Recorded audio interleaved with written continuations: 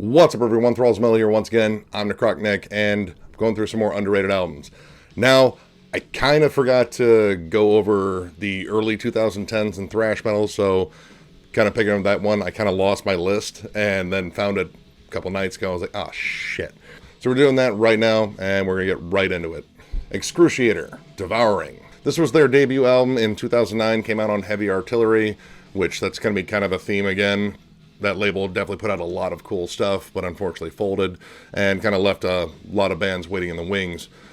This was like super raw thrash. They had it classified as like more speed metal and heavy metal. That might have been what they changed over to because they put out an independent release after this. They are still around, but this was definitely thrash, like very much in the vein of Slayer's Hell Awaits or even Possessed Seven Churches. It's just very raw, but there's like a little bit of that Bay Area style to it. This band had a lot of turnover. I want to say there's only a couple of core members, and then a lot of people just kept cycling through.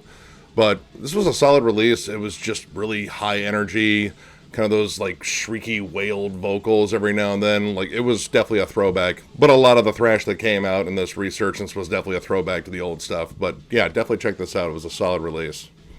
All right, hopefully I'm pronouncing this right. Hayaino Daisuki. And the album's name is Invincible Gatemind of the Infernal Fire Hell. Or did you mean Hawaii Daisuki? This is a kind of joke band, I guess. They're thrash grind, which honestly I really hadn't heard that combo before. There are members of Discordance Access, Gridlink, and Burnt by the Sun in here, and this shit is just wild. The girl, and actually any girls they use in the promo shots, were not in the band. They just didn't like doing promo shots, so they just used girls. And I think that's probably the closest thing you get to like a really good promo shot is on the back there. This is just flat out wild. It is uncontrollable. It's really cool to see the two styles merge because the grind aspect is definitely in the drums and the vocals, but the guitars are decidedly thrashy. There's a lot of cool thrash melodies going on in here, and it's just insane. I mean, it's definitely kind of a joke band, but they were really good. I think they have one other EP, and then they put out a compilation of both EPs, and they've been split up for a while. I picked this up on a whim just because it looked different. I wasn't sure if I was getting a movie or a CD. I got a CD. This came out on Hydra Head Records. Definitely check it out. It's a wild listen, and like I said, this was probably the first time I ever heard thrash and grind put together. So yeah, check them out. Morbid Carnage, Night Assassins. This came out on Pulverized Records. This was their debut. These guys formed in 2007 in Hungary, and this is just raw, aggressive thrash. Like, this is definitely a throwback to early Slayer, Sodom, maybe a little bit of Creator in here. Fast as hell. Really, really nice pronounced guitars in this mix, too. Now, they have one other full length, and then pretty much after that, they just stuck to releasing EPs. I'm not entirely sure if they're on Pulverized Records anymore. I think they might be just releasing stuff independently, but this was just an underground gem that I picked up on a whim just because, well, I mean, I'm still a sucker for a logo and a cover, and yeah, it was pretty cool. But yeah, definitely check it out. It's a fun listen. It's just aggressive thrash metal, and that's the kind of stuff I love. Warbeast, Crush the Enemy. I remember hearing about this band when it was coming out, and they had Bruce Corbett from Rigor Mortis doing vocals, and I was pretty damn excited. And this debut was absolutely crushing. This came out on Housecore Records, which is Phil Anselmo's label, and it's just raw thrash. It kind of borders on crossover in some spots. It reminds me a lot of a heavier version of Sacred Reich. Really good stuff. The two follow-ups I thought weren't as good as they debut, mostly due to like some recording issues. And unfortunately, in 2019, Bruce Corbett died. I believe it was throat cancer, which really sucked. And that was pretty much the end of the band because they didn't want to continue on without him out of respect.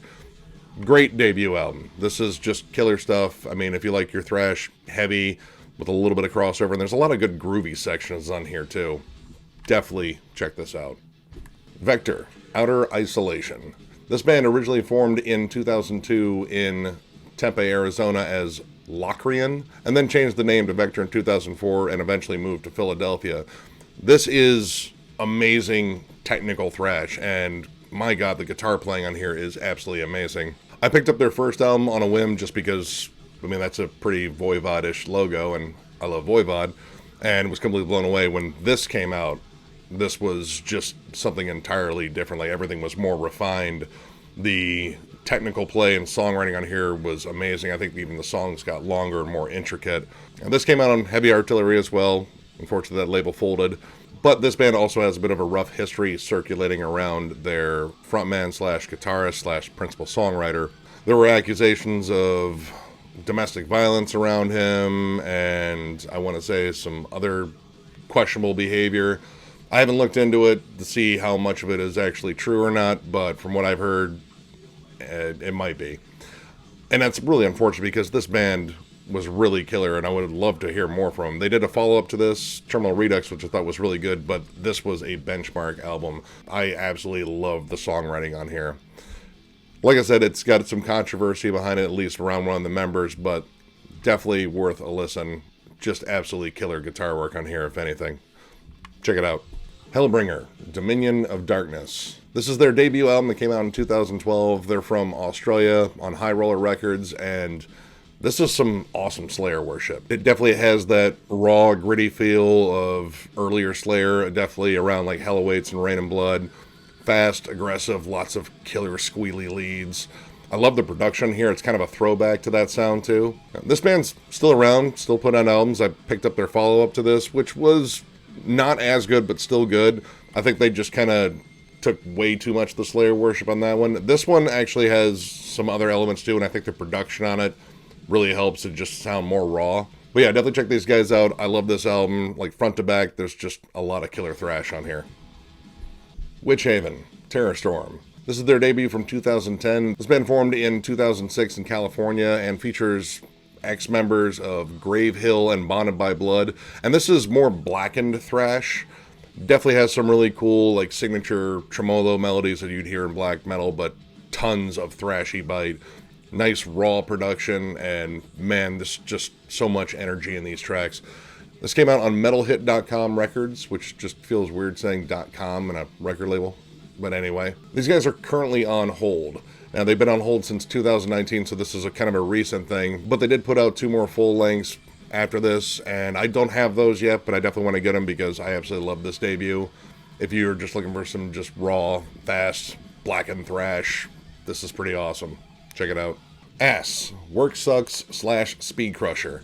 This is a compilation of those 2 EPs, and this is just a flat-out crossover thrash band from Texas. This came out in 2013, they formed in 2012, so got right to work, and unfortunately broke up last year. This is pretty much just flat-out fun crossover thrash. Definitely reminds me of like early DRI, maybe a little bit of Cryptic Slaughter in there too. It's just fun. Now, they did put out a full length before they broke up, but I never got around to getting it, and I might actually have to now that I've gone back through this and realized how much fucking fun this was. Definitely check it out. It's a fun crossover thrash band. I love crossover thrash just because that raw punk energy is just fucking great. Check it out. Besieged, Victims Beyond All Help. I believe this band was from Canada. I can't quite remember, but they formed in 2003, and they were straight up death thrash. Very similar to like Sadist or Dark Angel, Possessed, and maybe like even a little bit of like early Sepultura. I absolutely love this album. This came out on Dark Descent and Unspeakable Acts, so kind of a joint release here. Now, this is their only full length, technically. There is an unreleased full length that pretty much originated from their demo that is out there, but I guess only in like file sharing sites. So no physical media, so I can't get it. They have an EP that came out probably a few years ago, but I believe it only came out digitally or on vinyl, which no CDs means that sucks for me.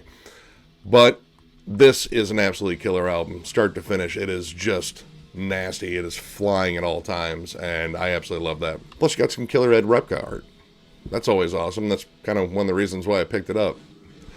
Either way, definitely check these guys out. This is a killer album, and I hope they get around to putting out another full length sometime soon. And finally, we have Chronosphere, Embracing Oblivion. This is a Greek band. This came out on Punishment 18 Records. They originally formed in 2019 as Homo Sapiens, space between the words, just for a play on words there. And they got a thing for wearing red pants, which is different. This is like really good, like kind of Bay Area style thrash, but from Greece. There's a lot of like early Metallica in here, but there's also a bit of like technical play in here that makes sense. So it's kind of a mix between like early Metallica, Exodus, but also throw in Coroner, which I love Coroner. If it sounds like Coroner, there's a good chance I'm going to love it. And I did love this release. This is an absolutely killer release. Now, the follow-up, I guess they tried doing something like Thrash and Roll and really dialed up the whole red pants and red and black thing or whatever. Like red, I think it was called Red and Roll, and it just screamed goofy, and a lot of the reviews were kind of so-so on it.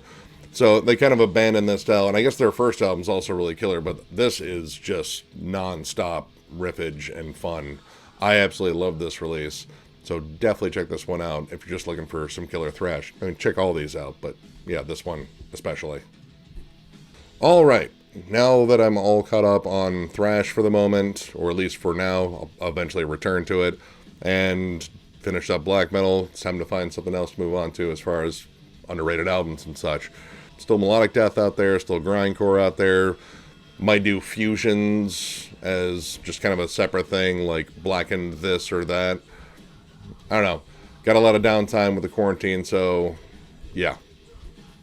Either way, if you like the video, give it a thumbs up. And if you are new to the channel, definitely subscribe, because we do shit like this all the time. Stay home, stay safe, guys.